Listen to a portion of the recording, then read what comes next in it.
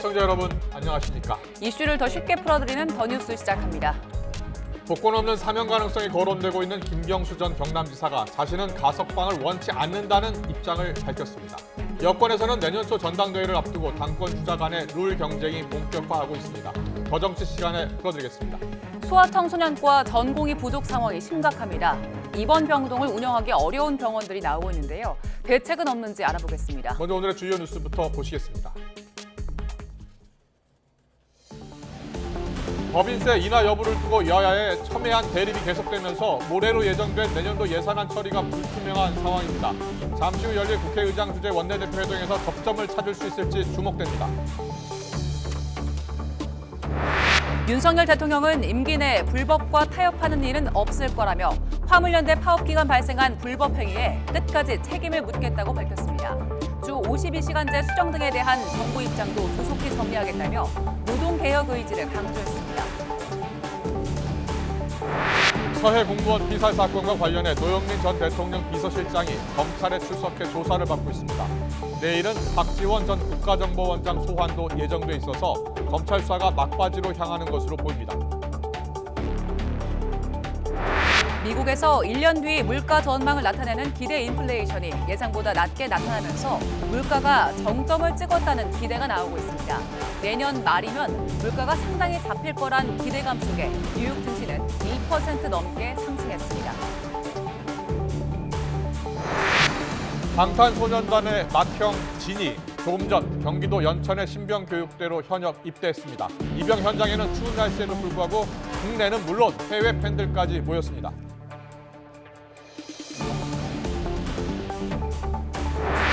내일까지 경기 남부와 강원 등에 최고 10cm 이상의 큰 눈이 내리겠습니다. 전국에 한파특보가 내려진 가운데 밤부터는 기온이 크게 내려가 내일 아침 서울 기온이 영하 10도까지 떨어지겠습니다. 네, 방금 들어온 소식부터 전해드리겠습니다. BTS 방탄소년단의 맏형 진이 조금 전 육군 전방사단 신병교육대로 현역 입대했습니다. 네, 경기도 연천의 제5사단 신병교육대 현장으로 가보겠습니다. 네, 지금 보고 계신 화면. 네, BTS의 맏형 진이 육군 전방사단 신병교육대로 현역 입대하는 장면입니다. 검은색 승용차, 벤 승용차에 타고 입대하는 모습입니다. 네, 앞서 진과 소속사 빅히트 뮤직은 별도의 송별 행사 없이 입장하겠다고 예고를 했었는데요. 네. 예고했던 대로 별도의 송별 행사는 없었습니다. 네, 검은 차량 여러 대가 동시에 진입을 하네요. 어떤 차에 BTS 진이 타고 있는지는 확인이 안 됐고요. 네, 그렇습니다.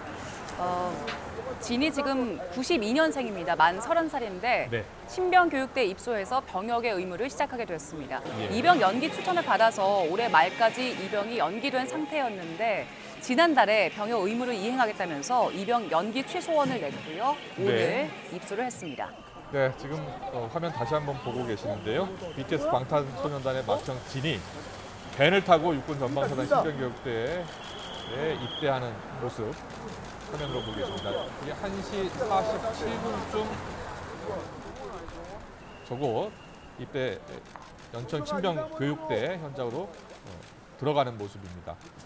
잠시 뒤에 취재기자 연결해서 그곳 상황을 자세히 전해드리겠습니다. 정기 국회 내에 처리되지 못한 내년도 예산안을 놓고서 여야의 줄다리기는 지금도 계속되고 있습니다. 잠시 뒤 김진표 국회의장 주재로 여야 원내대표가 만나 협상을 이어가는데 최대 쟁점인 법인세 인하를 놓고 접점을 찾을지 주목됩니다. 국회 연결합니다. 조성우 기자. 네, 국회입니다. 여야 원내대표들이 오늘도 국회의장과 함께 만나서 타협점을 찾아 나가는 거죠? 네, 국민의힘 주호영, 민주당 박홍근 원내대표가 잠시 뒤인 오후 2시부터 국회의장실에서 김진표 의장 주재로 만납니다. 김 의장이 제시한 예산 처리 시한을 이틀 앞두고도 아직 절충점을 찾지 못하고 있는데 진전된 논의가 이뤄지냐 관심이 쏠리고 있습니다. 협상 막판 최대 쟁점으로 떠오른 법인세 인하를 놓고 여야가 첨예하게 맞서고 있는데요. 국민의힘은 민주당이 최고 세율을 낮추는 걸 반대하는 것에 대해 당 정체성과 이념 문제라고 하니 협상이 한 발자국도 못 나간다며 이렇게 지적했습니다. 당의 정체성과 관련되는 문제라면 민주당 대표실에 사진을 걸어놓은 김대중 대통령, 노무현 대통령이 법인세를 1%, 2% 낮추었던 것은 어떻게 설명하겠습니까? 반면에 민주당은 중소기업의 세율을 낮추는 대안을 내세우며 맞서면서 관련 법 처리를 강조한 윤석열 대통령의 발언을 겨냥해 국회 개입이라며 차라리 직접 국회와 협상하고 단판 지으라고 꼬집었는데요. 들어보시죠. 입법부인 국회를 자신의 통포부쯤으로 여기는 저급한 인식이 드러난 것입니다.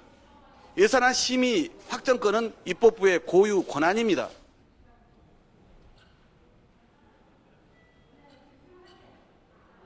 네, 이상민 행정안전부 장관 해임 건의안이 국회를 통과했는데 그 여파도 계속 이어지고 있다고요? 네, 이상민 장관 해임 건의에 대해 진상 규명 후에 판단할 문제라는 대통령실 입장과 관련해서 민주당은 헌법 정신을 전면 부정하면서까지 이상민 장관에게 면죄부를 주겠다는 선언이라고 비판했습니다. 민주당 박홍근 원내대표 발언 들어보시죠. 유가족의 피 맺힌 절규와 국민 대다수의 반대에도 오직 동문 후배이자 최측근인 장관만 챙기겠다는 아집의 다름 아닙니다. 야3당 국정조사 특별위원회 위원들은 오전에 국회에서 기자회견을 열고 국민의힘을 향해 오늘 안에 국조특위 복귀 뜻을 밝히지 않으면 내일부터 본격적인 국정조사에 돌입하겠다고 압박했습니다. 하지만 당장 국정조사가 정상화되기는 어려워 보입니다. 여당 의원들은 국정조사도 하기 전에 이 장관 책임이 있는 것처럼 낙인을 찍었다고 반발하고 있는데 다시 참여할지는 이런 기준으로 판단한다는 방침인데요. 주호영 원내대표 얘기 들어보시죠. 정말 진실을 밝히기 위한 것인지 아니면 정치 공세로 그냥 책임 뒤집어 씌우기라든지 이런 프레이밍으로 갈 것인지 그 내용을 보고 판단하려고 합니다. 네, 여야가 예산과 국정조사를 놓고서 강대강 대치를 이어가고 있는데요. 내부적으로는 계파 갈등 양상도 보인다고요? 네, 먼저 여당 얘기해드리면요. 3월 초에 열릴 것으로 보이는 국민의힘 전당대회 당대표 선출 규칙과 관련해서 현행 7대3인 당원투표와 일반 국민 여론조사 비율에서 당원투표 비중을 늘리는 조정안이 친윤계를 중심으로 거론되는 상황입니다.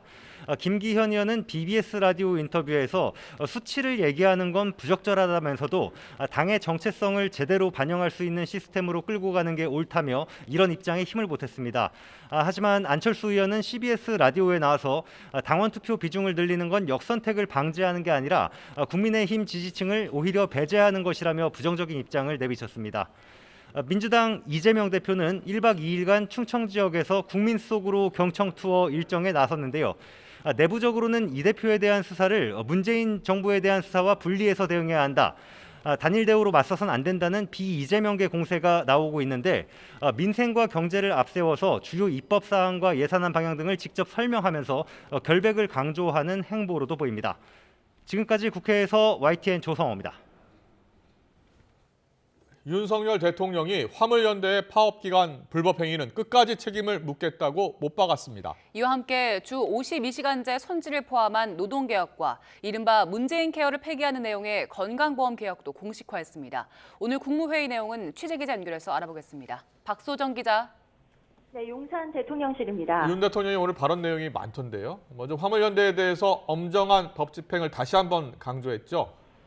그렇습니다. 윤 대통령은 오늘 용산 대통령실에서 제55회 국무회의를 주재했는데요. 모두 발언에서 먼저 화물연대 파업이 우리 경제에 깊은 상처를 남기고 두 차례 업무 개시 명령이 발동된 뒤에야 끝난 것이 유감스럽다, 이렇게 비판으로 시작했습니다. 이어 파업 중의 불법 행위에는 끝까지 책임을 물어야 한다고 밝혔는데요. 직접 들어보겠습니다. 파업 기간 중 발생한 불법 행위에 대해서는 끝까지 책임을 물어야 할 것입니다.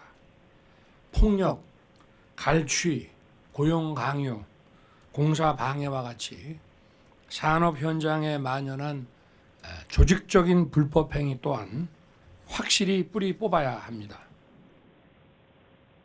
임기 내에 불법과의 타협은 없다. 법과 원칙이 바로 서는 나라를 만들겠다라고 거듭 강조하면서 경찰 등은 불법과 폭력에 단호하게 대처하라고 지시했습니다. 이어서 노동개혁에 대해 말했는데요. 어제 미래노동시장연구회에서 주 52시간 제도를 탄력적으로 운영하는 방향 등으로 손질하는 등의 노동시장 개혁 권고안을 내놓은 것을 언급하면서 이 권고를 토대로 조속히 정부 입장을 정리하겠다고 밝혔습니다. 네, 그리고 국회에서 여야 입장이 팽팽한 예산안에 대해서도 거듭 처리를 당부했다고요? 그렇습니다. 윤 대통령은 정부의 첫 예산안 법정 기한이 열흘을 넘어 매우 안타깝다고 지적했습니다. 고물가, 고금리, 고환율, 삼중고 극복을 위해 역대 최대 규모의 지출 구조조정을 단행했고 절감한 재원은 서민과 약자를 지원하는 데 초점을 맞춘 예산이라고 설명을 했고요. 법인세법 개정안을 포함한 세제 개편안에 국익과 민생이 걸려있다 이렇게 강조했습니다. 들어보시죠. 세제 개편을 통해 국민의 과도한 세 부담을 정상화하고 법인세를 인하해서 기업 투자와 일자리를 늘리고 경제 활력이 제고될 수 있도록 초당적 협력을 부탁드립니다. 어제도 윤 대통령은 총리와의 주례 회동에서 특히 법인세법과 한국전력공사법 개정안은 반드시 처리돼야 한다고 주문하기도 했습니다. 건강보험 개혁도 공식화했는데요. 이른바 문재인 케어를 폐기하는 내용이 되는 겁니까? 그렇습니다. 윤 대통령은 건강보험 정상화가 시급하다고 운을 떼면서 전 정부를 직격했습니다. 지난 5년간 보장성 강화에 20조 원을 넘게 쏟아부었지만 정부가 의료 남용과 건강보험 무임승차를 방치하면서 대다수 국민의 부담이 전가됐다는 겁니다. 국민 혈세를 낭비하는 포퓰리즘 정책은 재정을 파탄시켜서 건강보험 제도의 근간을 해친다고도 했는데요. 들어보겠습니다. 그래서 건강보험 개혁은 선택이 아닌 필수입니다. 건강보험 급여와 자격 기준을 강화하고 건강보험 낭비와 누수를 방지해야 합니다. 건보 지속 가능성을 제고하고 중증 질환 치료와 필수 의료를 강화할 것이라고도 덧붙였습니다. 건강보험 보장을 확대하는 이른바 문재인 케어를 폐기하겠다는 선언입니다. 앞서 보건복지부도 지난 8일 초음파와 자기공명 영상, MRI 검사에 대한 건강보험 보장을 축소하고 본인 부담 상한제 혜택도 줄이는 등 건보 재정 낭비를 막기 위한 방안을 발표했습니다. 지금까지 용산 대통령실에서 YTN 박소정입니다. Was it honestly the best? Cause I just wanna see the next 부지런히 지나온 어제들 속에 참 아름답게 Yeah, the past was honestly the best But my best is what comes next I'm not playing now for sure 그날을 향해 숨이 벅차게 You and the best moment is yet to come Moment is yet to come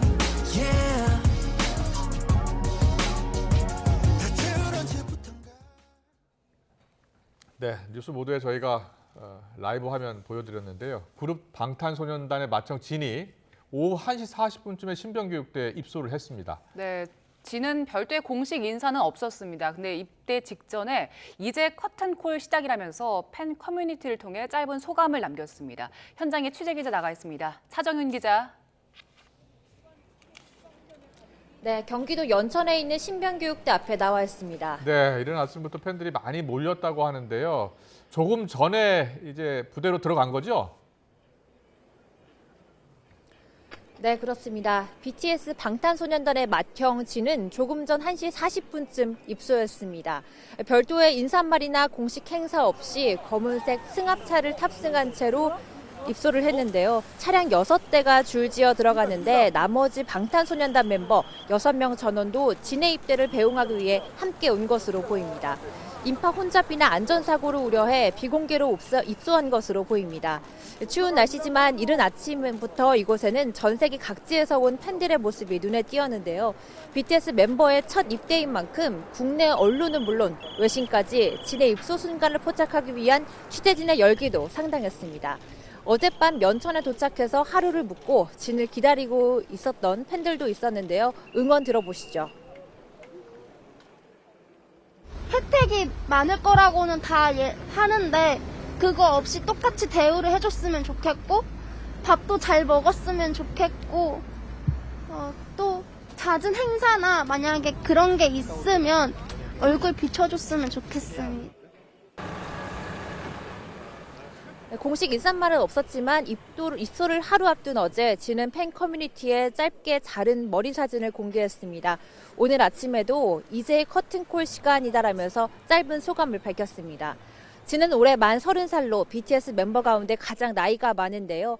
현행 병역법에 따라 대중문화예술 분야 우수자로 올해 말까지 입영이 연기된 상태였지만 지난달 입영 연기 취소원을 제출하면서 연내 입대가 확정됐고 오늘 입대를 하게 된 겁니다. 이제 입소한 진은 다른 입영장정 200여 명과 함께 5주 동안 기초 군사훈련을 받은 뒤 육군 현역병으로 자대 배치를 받게 됩니다. 오늘 만약의 사태에 대비해 육군은 지자체 등과 함께 종합 상황실을 운영했습니다. 경찰은 현장 주변에 경찰 기동대 등 300명가량을 배치해 질서 유지와 교통관리를 담당했고 소방당국에서도 80명이 배치돼서 구급차를 대기시켰지만 큰 혼잡이나 사고 없이 진은 입소를 했습니다. 지금까지 경기도 연천 신명교육대 앞에서 YTN 차정은입니다. 서해 공무원 피살 사건을 수사하고 있는 검찰이 노영민 전 대통령 비서실장을 소환 조사하고 있습니다. 지난주 서훈 전 국가안보실장을 구속 기소한 뒤에도 문재인 정부 청와대 윗선을 향한 추가 수사에 고삐를 죄는 모습입니다. 취재기자 연결합니다. 나혜인 기자.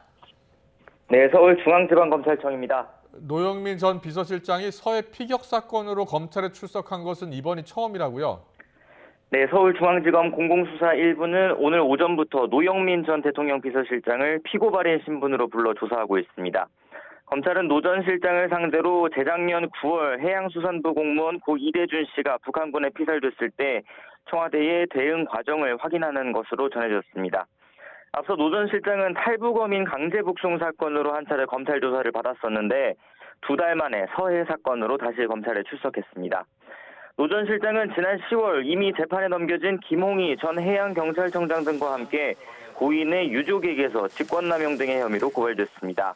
역시 지난주에 구속 기소된 서훈 전 국가안보실장 등과 함께 사건 당시 국가정보원과 국방부의 첩보 삭제와 이른바 월북몰이에 관여했다는 혐의입니다. 검찰은 지난주 당시 청와대 안보계통 책임자였던 서훈 전 안보실장과 김홍희 전 해경청장을 먼저 재판에 넘기면서도 추가 수사할 부분이 남아있다고 여지를 남겼습니다. 피살 사건 직후 국정원과 국방부에서 이루어졌다는 첩보 삭제 의혹이 대표적입니다. 검찰은 일단 고 이대준 씨 피살 직후에 소집됐던 청와대 관계장관 회의를 기점으로 관련 첩보들이 삭제됐다고 보고 있습니다. 당시 회의에는 노 전 실장도 참석했었기 때문에 오늘 조사에서도 검찰은 이 부분을 중점적으로 캐물을 것으로 보입니다. 또 노 전 실장은 당시 서훈 실장과 함께 사건 발생부터 초기 조사 결과를 문재인 전 대통령에게 대면 보고한 당사자기도 합니다. 따라서 당시 문 전 대통령에게 보고한 내용과 어떤 지시를 받았는지도 조사 대상에 포함될 것으로 전망됩니다. 검찰은 앞서 서훈 전 실장이 구속영장 심사 때 사본으로 제출한 대통령 보고 문건 등을 확인하고자 대통령 기록관 압수수색도 재개했습니다. 노 전 실장은 앞서 서 전 실장, 박지원 전 국정원장 등과 합동 기자회견에서 검찰의 월북몰이 주장은 논리도 근거도 없는 마구잡이식 보복이라고 반박했습니다. 하지만 검찰은 문재인 정부 청와대가 비난을 피하고자 사건을 은폐하고 근거가 부족한데도 잦은 월북으로 몰아갔다고 이미 결론 내렸습니다. 내일은 역시 첩보 삭제 혐의로 고발된 박지원 전 국정원장도 피고 발인 신분으로 불러 조사할 계획입니다. 지금까지 서울중앙지검에서 전해드렸습니다. 이태원 참사를 수사하고 있는 경찰청 특별수사본부가 헬로윈 정보보고서 삭제 의혹과 관련해서 경찰관 3명을 오늘 검찰에 넘겼습니다. 또 특수본은 이르면 이번 주 참사와 관련해서 1차적인 관리 책임을 지는 경찰과 소방 그리고 구청과 서울교통공사 소속 피의자들에 대한 구속영장을 한꺼번에 신청하는 방안도 검토하고 있습니다. 현장에 취재기자 나가 있습니다. 김태원 기자. 네, 경찰청 특별수사본부입니다. 특수본이 오늘 검찰에 넘긴 피의자들 어떤 혐의를 받고 있습니까? 네, 특수본은 오늘 오전 10시쯤 박성민 전 서울경찰청 공공안녕정보외사부장과 용산경찰서 전 정보과장을 서울 서부지검에 구속 송치했습니다. 박 전 부장은 일선경찰서 정보과장에게, 용산서 전 정보과장은 부하 직원에게 각각 헬로윈 정보 보고서를 삭제하라고 지시한 혐의를 받습니다.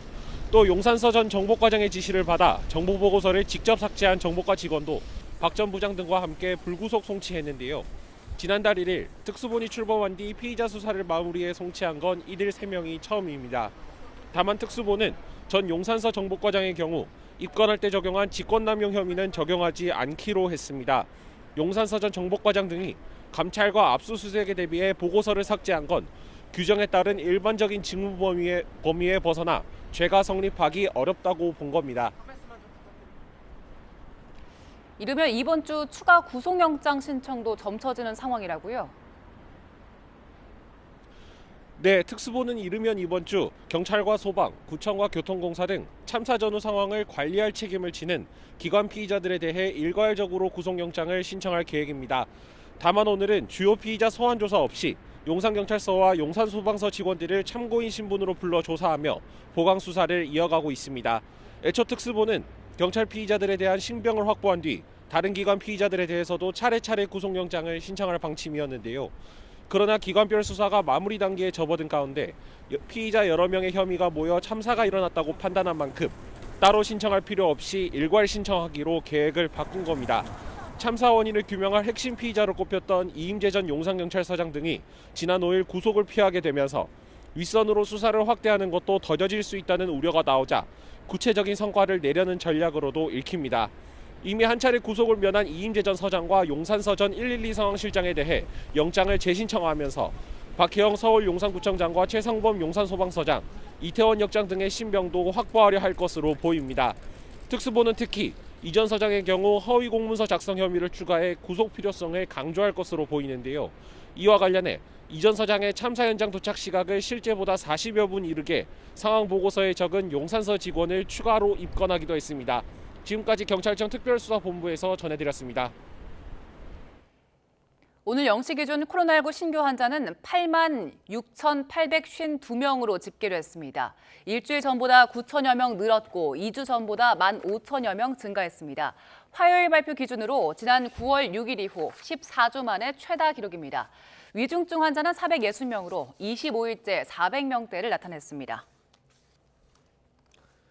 내년부터는 1살 이하의 아기를 키우는 부모에게 매달 최대 70만 원의 부모급여가 지급됩니다. 정부가 가정과 어린이집의 양육 지원을 강화하는 중장기 보육 기본 계획을 발표했습니다. 취재기자 연결합니다. 기정훈 기자. 예, 사회 2부입니다. 네, 내년 1월부터 부모급여가 지급되는 거죠? 예, 그렇습니다. 내년 1월 바로 다음 달부터입니다. 첫 돌이 안 된 아기가 있는 부모에게 월 70만 원, 돌이 지난 만 1세 아기의 부모에는 월 35만 원의 부모급여가 지급됩니다. 정부가 오늘 발표한 제4차 중장기 보육 기본 계획에 담긴 내용입니다. 내년부터 2027년까지 5년 동안의 계획입니다. 우리나라의 출산율은 지난해 0.81명, 올해는 0.7명대로 추산되며 초저출산율이 장기화하고 있습니다. 이런 가운데 영유아 보육의 사회적 책임이 강조되면서 부모급여 도입을 통해 출산 초기 가정의 소득을 두텁게 보전해 주자는 것입니다. 도입 1년 뒤인 2024년부터는 금액을 인상해 만 0세와 1세 아기의 부모에게 각각 월 100만 원과 50만 원을 지급합니다. 0세 아기가 어린이집을 이용할 경우엔 보육료를 뺀 나머지를 부모에게 지급합니다. 보육 서비스 이용도 더 쉽도록 아이들을 시간제로 맡기는 경우에도 어린이집의 기존 반과 통합 운영하는 방식을 도입하기로 했습니다. 아이 돌봄 서비스도 올해 7만 5천 가구에 840시간이 제공된 것을 내년에는 8만 5천 가구 960시간으로 대상과 시간을 확대합니다. 어린이집 평가 방식도 정부 주도가 아닌 부모와 교직원이 참여하고 컨설팅까지 연계하는 방식으로 바꿔서 보육 서비스 수준의 자율적 향상을 유도하기로 했습니다. 또 현재 어린이집 원장과 학부모만 열람할 수 있게 되어 있는 어린이집 CCTV를 보육 교직원도 직접 열람할 수 있도록 근거를 마련하고 아동 학대 예방 등 아동의 건강과 안전을 위한 관련 교육 이수 관리를 강화합니다. 보육교사 양성 체계도 손을 봅니다. 현재는 일정 기준 학점을 이수하면 보육교사 자격을 취득할 수 있었는데 보육교사의 전문성과 역량을 높이기 위해 학과제 방식으로의 전환을 검토합니다. 정부는 국공립 어린이집도 계속 늘려서 현재 37% 수준인 공공보육 이용률을 2027년까지 50% 이상으로 올리고 지역별 편차도 줄이겠다고 밝혔습니다. 지금까지 사회 2부에서 YTN 기정훈입니다.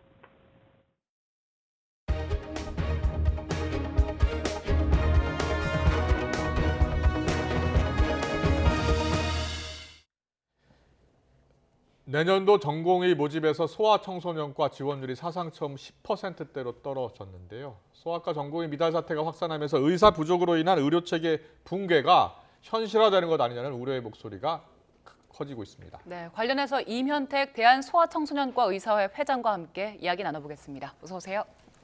어서 오십시오. 이 소아과 전공의가 지금 너무 없어서 어느 병원 같은 경우에는 이제 아이들이 입원도 할 수 없게 됐잖아요. 상황이 매우 심각한 것 같아요. 네, 뭐 너무 안타까운 일이지만 보통 심각한 문제가 아닙니다. 병원에서 실제로 소아과 전공의 지원율이 5년 전부터 크게 떨어졌다면서요? 네, 대략 한 7, 8년 전부터 조금 기미는 보였었는데요. 뭐 3, 4년 전부터는 거의 자유낙하 수준으로 전공의 지원이 줄었기 때문에 이건 진료 현장에서 느끼는 체감은 너무너무 큽니다. 네, 현장 상황을 조금만 들어보고 싶은데요. 지금 길병원 같은 경우에는 내년 2월까지는 입원이 잠정적으로 중단됐고 선생님 계신 병원 상황은 어떻습니까? 저희 병원도 지금 제가 뭐 주말 새벽 할 거 없이 환자 중환들을 요즘에는 주로 이제 코로나 환자죠. 맡아줘야 돌아가는 상황입니다. 네. 뭐 지금 대한소아청소년과 의사회 회장을 지내고 계시니까 더 잘 아실 것 같아요. 전국적으로 공통된 현상입니까? 특히 지방이 심하다면서요? 네, 아무래도 지방이 훨씬 심한 상황이고요. 지금은 의료진들이 더 이상은 못 버티겠다. 천안에 계신 소아응급 진료하는 교수님이 충청도에서만 이게 환자들이 오는 게 아니라 전국에서 다 몰려오고 있다. 네, 그 정도이기 때문에 보통 심각한 상황이 아니라고 생각을 합니다. 지금 이제 소아청소년과 지원율 아까 떨어진 걸 두고 자유낙하 수준이다라는 표현까지 쓰셨는데 이게 왜 이렇게 심각한 겁니까? 이게 기본적으로는 이제 도미노 현상이라고 생각을 합니다. 첫 도미노는 개원 소아과 선생님들이 이제 유지를 할 수가 없는 상황이 됐고요. 대략 5년 동안 662개 개원 소아과 의원이 이제 폐업을 했고, 그리고 지난 10년 동안 보건복지부 발표에 의하면 23개 임상과 중에 소아청소년과가 유일하게 10년 전보다 이게 수입이 이제 준 그런 이제 유일한 과가 됐고, 작년에 저희 선생님이 익명 게시판에 글을 올린 적이 있어요. 한 달에 본인이 25만 원을 가져갔다. 근데 이제 우리 직원만큼만 가져가도 소원이 없겠다. 직원은 이제 간호사나 간호조무사죠. 이제 그만큼도 못 가져갔다는 얘기고요. 그 선생님은 25만 원이라도 가져갔는데 다른 선생님은 빚을 내서 버티다 이제 폐업에 이른 거죠. 이 어린 아이들이 아프면 신속하게 치료도 받고 좀 더 상급 병원에 가서 필요한 치료를 받아야 하는 상황인데 지금 대형 병원에서 전공의가 부족하면 어쩔 수 없이 입원 치료가 불가할 수밖에 없고 그런 병원들이 지금 많이 늘고 있다는 거 아닙니까? 어느 정도입니까? 이게 지금 가천 길병원만 문제가 아니라 전국적인 문제가 됐고요. 이제 올 여름에 일간지 기자님이 저한테 취재를 예. 요청하신 적이 있었는데 5일 동안 아이가 열이 나는데 입원이 안 됐다. 이게 무슨 상황이냐. 예. 그래서 저한테 이제 여쭤보신 적이 있었거든요. 예. 보니까 지금 순천향대, 강원대, 제주대 병원 같은 경우에는 이 소아과 전공의 지원자가 한 명도 없다고 하더라고요. 네. 예. 이번에 뭐 그 전국에 한 명이라도 그 소아과 전공의를 뽑은 그 병원은 11개 불과하고요. 예, 뭐 심각하네요. 심지어는 뭐 서울대병원도 정원을 못 채웠고 네. 문제는 뭐냐면 그 서울대 병원조차도 소아과 그 교수님들이 네. 그 40대 교수님들은 너무 힘든 상황이라서 더는 못 버티겠다. 네. 그래서 대거 사직하신 걸로 압니다. 선생님께서는 이 정도의 상황까지 예상을 하셨습니까? 심각하다고 봤죠. 몇 년 전부터 이거 심상치 않다. 네. 그래서 복지부나 기재부나 이런 이제 국회에서 그 근본적인 대책을 조금 세워야 빠른 시일 내에 네. 세워야 되겠다 그런 생각을 좀 했었습니다. 알겠습니다. 본격적으로 이제 대책 좀 들어보겠습니다. 임현택 회장님께서는 자, 이 전공의들이 지원하지 않는 가장 큰 이유는 어디 있다고 보세요? 이게 아까 제가 도미노가 무너졌다고 말씀을 드렸는데 개원가의 도미노가 제일 먼저 무너졌고 그 다음에는 이제 봉지기들이 갈 자리가 없어졌거든요. 네. 그래서 봉지기들의 도미노가 2차로 무너졌습니다. 그러다 보니까 인턴들이 레지던트 지원을 할 때 자기 선배들이 그 봉지기 자리도 변변한 게 없고 봉지기 자리요? 예, 봉지기. 그러니까 월급 의사를 봉지기라고 합니다. 예. 봉직의. 예. 그리고 자기 선배들이 그 월급 의사 자리도 없고 그리고 개원 못 하고 이게 소아과 환자를 봐서 병원을 유지를 하는 게 아니라 요양병원을 가든지 노인 환자를 봐야만 되든지 아니면 뭐 미용 성형을 해야 된다든지 네. 뭐 통증을 배워야 된다든지 그런 소아과하고 전혀 관계없는 걸로 이제 살아가는 걸 보고 나서 이제 소아과 의사는 기본적으로 아이들이 예뻐서 이거를 소아과 굉장히 힘든데도 네. 전공을 하는 건데 이게 이제 자기 미래가 너무 안 보이니까 생계가 어려울 수도 있다는 거 아닙니까? 그렇죠. 예. 아까 말씀드린 대로 한 달에 25만 원을 가져가면 이거는 뭐 일부 그 의견들은 공공의대를 만든다든지 아니면 의대를 갈 때 그 처음부터 소아과로 정해서 이제 보내자고 하는데 그게 말이 안 되는 게 25만 원을 받고 어떻게 그게 가능하겠습니까? 네. 결국에는 진료 수가가 낮은 게 문제의 시작일 텐데 지금 어느 네. 정도나 됩니까? 대략은 이제 그 나이대마다 조금 다르고 초재진에 따라서 조금 다르긴 한데 알기 쉽게 말씀드리면 예. 이제 그 아이들 이제 부모님들이나 할아버지 할머님들이 그 소아과에 그 아이를 데리고 가실 때는 이제 뭐 몇천 원 정도 본인 부담금을 내시기 때문에 체감을 잘 못 하실 텐데 네. 대략 뭐 평균에서 말씀드리면 10불 남짓입니다. 그러니까 10달러 남짓이고 그러니까 이게 세계적으로는 어느 정도 수준이냐면 대략 그 미국 같은 선진국, 일본 같은 선진국에 비해서는 한 뭐 10분의 1 정도. 그리고 뭐 캄보디아, 심지어는 뭐 중국 그런 후진국에 비해서도 굉장히 낮은 수준이고 뭐 대만이 굉장히 이제 수가가 낮다라고 하는데 거기도 우리보다는 서너 배의 수가. 예. 그래서 이제 소아과는 특징이 뭐냐면 그 공무원 그 연금을 못 받는 공무원이라고 생각을 하시면 됩니다. 네. 왜 그런가 하면 소아과 같은 경우는 비급여 항목이 전혀 없고 그 정부가 정해진 가격을 이렇게 지급을 받는 거기 때문에 공무원이랑 다를 게 없거든요. 알겠습니다. 그리고 진료 수가를 많이 높여줘야 되는데 이게 또 재정 문제가 있기 때문에 정부와 상의를 했어도 정부가 그 의료 수가를 많이 높이지 못한 부분이 있다는 거 아닙니까? 네. 자, 의료 수가를 어느 정도 얼마나 높여야 되는 겁니까?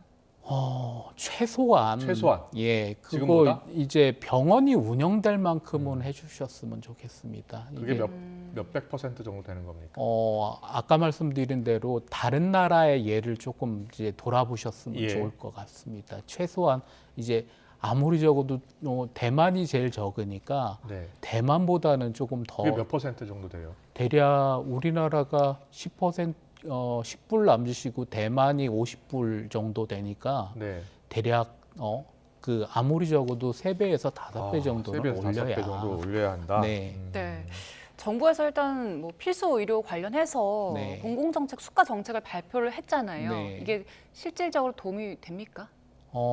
전혀 도움이 안 된다라고 보기는 그 어폐가 있기는 하지만 일부 도움이 되는 면은 분명하게 있지만 그 조금 많이 미흡하고요. 네. 이게 이제 제가 생각하기로는 아까 말씀드린 대로 도미노가 이제 그 넘어져서 이 사태가 발생했기 때문에 네. 그 각 도미노 그러니까 개원가의 도미노, 봉지기의 도미노, 네. 그리고 레지던트의 도미노, 마지막 도미노가 넘어간 게 지금 길병원 상황처럼 교수님들 도미노가 넘어간 상황이거든요. 그래서 각각의 상황에 단계에 맞춰서 도미노가 넘어지지 않고 제 역할을 할 수 있게 충분히 정부하고 이게 예. 도움을 주셔야 된다. 지금 소아과 의료 체계가 붕괴될 조짐까지 왔다는 그런 지적이 계속 나오고 있는데 이게 사실은요 의료 수가가 5년 전, 8년 전하고 비슷한 수준일 거 아니겠습니까? 근데 그때는 이런 큰 어려움이 없었는데 지금 어려움에 봉착한 이유를 따져보면 출산율이 크게 떨어지고, 네. 예, 아이들이 일단 많이 줄었잖아요. 그 네. 영향도 큰 겁니까? 그리고 예. 의료 분쟁도 많아지고. 예, 뭐 출산율이 이제 많이 줄다 보니까 예. 그건 굉장히 많이 그 소아과 경영에 큰 영향을 줬고요. 그렇구나. 왜 그런가 예. 하면 소아과는 이렇게 아이를 대상으로 검사를 할 수 있는 것도 아니고 뭐 이렇게 아까 말씀드린 대로 비급여가 있는 것도 아니기 때문에 네. 아이들 진찰료가 이제 그 수입의 전부인데 그 아이들이 줄기 때문에 이제 줄을 수밖에 없고요. 예. 예.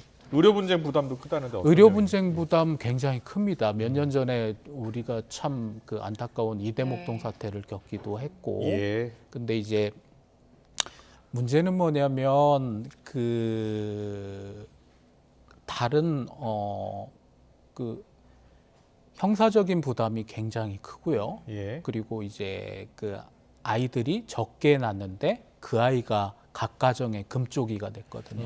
그래서 조금만 이제 아이가 문제가 생겨도 크게 예. 이제 부모님들이 반응하시는 것도 있고 민사상에도 기대 연명이 이제 그 연세 드신 분들보다는 이게 많이 남아 있기 때문에 네. 법원에서 인정하는 그 배상액도 성인보다는 큰 문제가 있습니다. 네. 이제 다른 나라 같은 경우는 최소한 형사 문제에 대해서는 네. 이거를 그 의사한테 이거를 책임을 묻지를 않거든요. 예. 그래서 그런 부분도 조금 정책적으로 법적으로 도와주시면 예. 이 무너진 인프라를 조금 그 복구하는데 어느 정도 도움은 되지 않을까 생각을 합니다. 네, 알겠습니다. 우리 아이들 아픈 아이들이 당연히 치료를 잘 받을 수 있도록 하는 게 또 국가의 의무입니다. 정부와 또 의료계가 같이 협력을 해서 반드시 방안을 찾아야 될 것 같습니다. 이면택 대한소아청소년과 의사회 회장 모시고 들어봤습니다. 잘 들었습니다.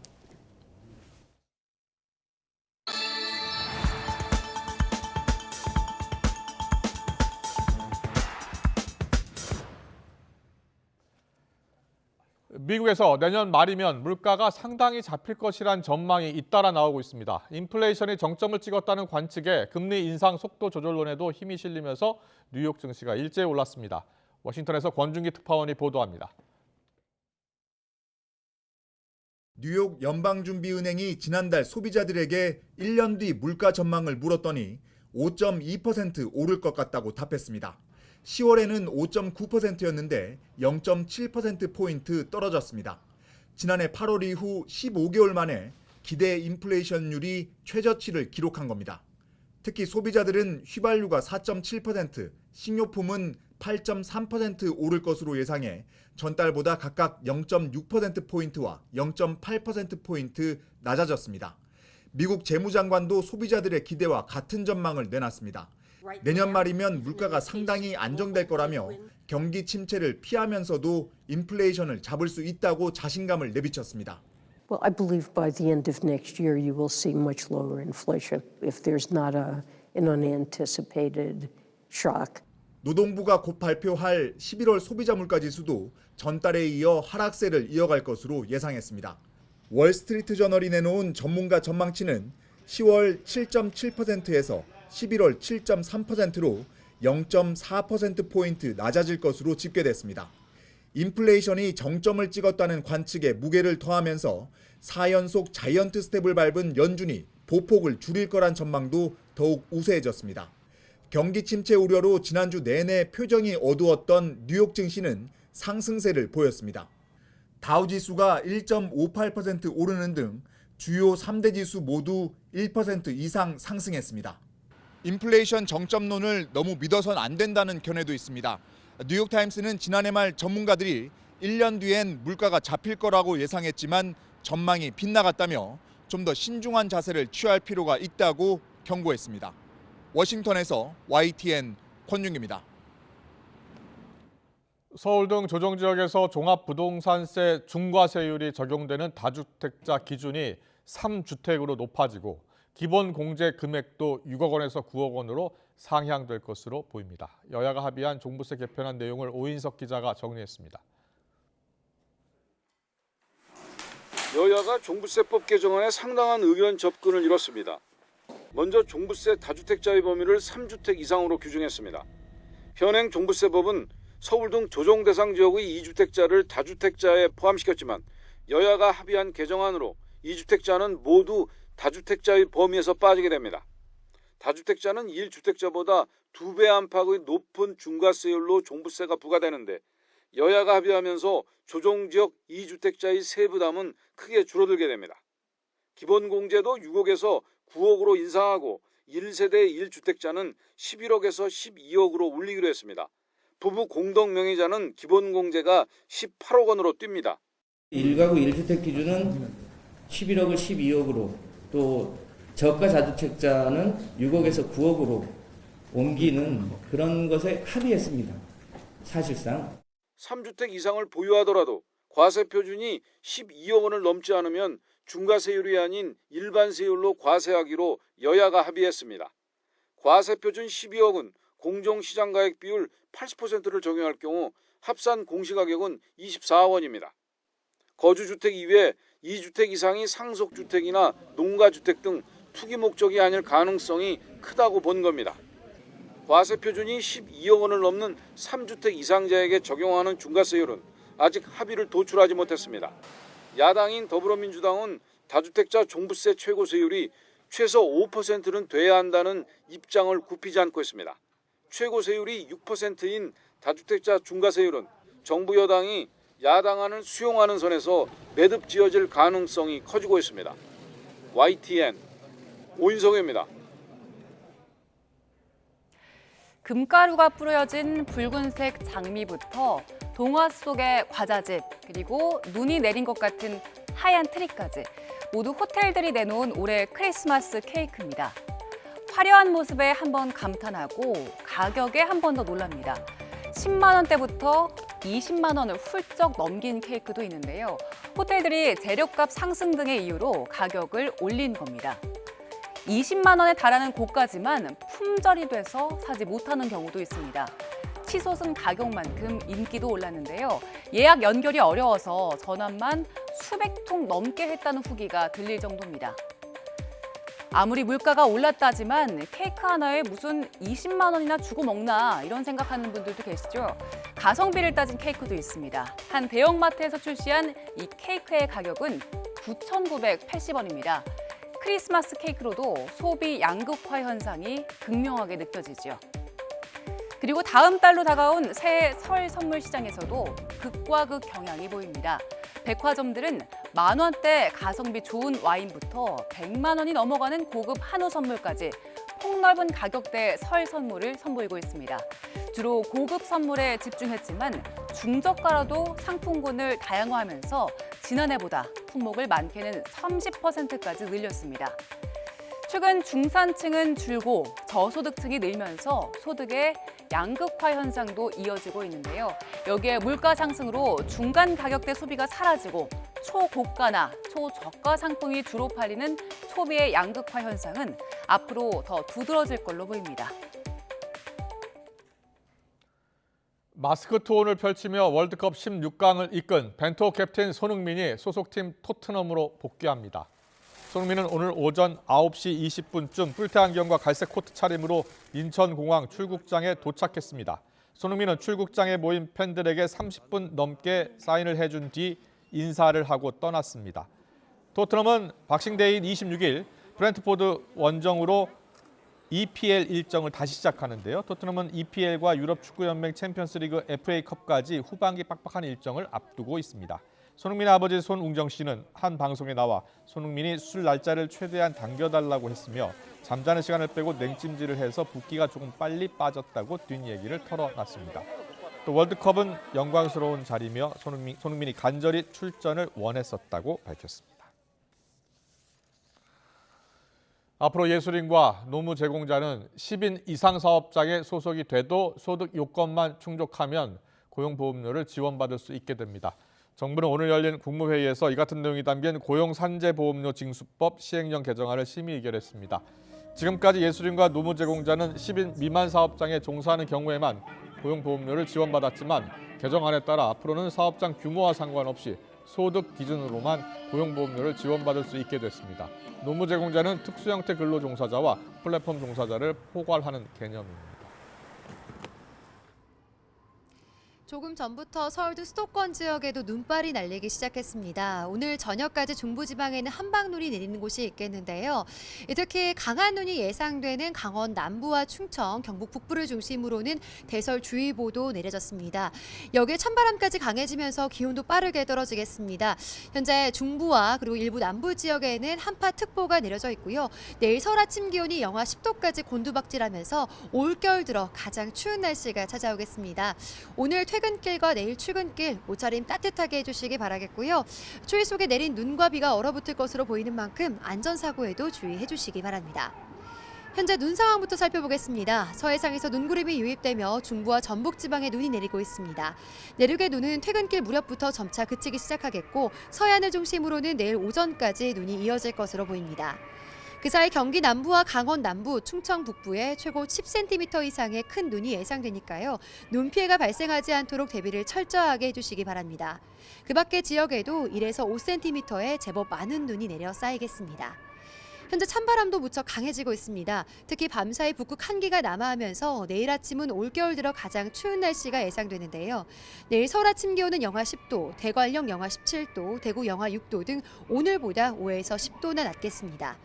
낮 동안에도 기온이 크게 오르지 못하겠습니다. 서울과 파주는 영하 4도, 대전 영하 1도, 전주 0도 등 종일 추운 날씨가 이어지겠습니다. 이번 한파는 다음 주 초반까지 계속될 것으로 전망됩니다. 추위 속에 서해안 지역에는 눈 소식이 잦겠는데요. 서울 등 중부지방은 목요일에 또 한 차례 눈이 내릴 전망입니다. 네, 오늘은 올겨울 첫 황사까지 기승을 부리고 있습니다. 현재 대부분 지역의 미세먼지 농도가 나쁨에서 매우 나쁨 수준을 보이고 있는데요. 특히 서울 등 중북부 지역을 중심으로는 올해 들어서 처음으로 미세먼지 경보까지 내려졌습니다. 외출하실 때 황사용 마스크를 꼭 착용해 주시기 바랍니다. 그리고 황사는 밤사이 찬바람이 강해지면서 점차 해소될 것으로 보입니다. 지금까지 YTN 홍나실입니다. 복권 없는 사면 가능성이 거론되는 김경수 전 경남지사가 자신은 가석방을 원치 않는다는 입장을 밝혔습니다. 여권에서는 내년 초 전당대회를 앞두고 당권 주자 간 룰 경쟁이 본격화하고 있습니다. 잠시 뒤 더 정치 시간에 풀어드리겠습니다.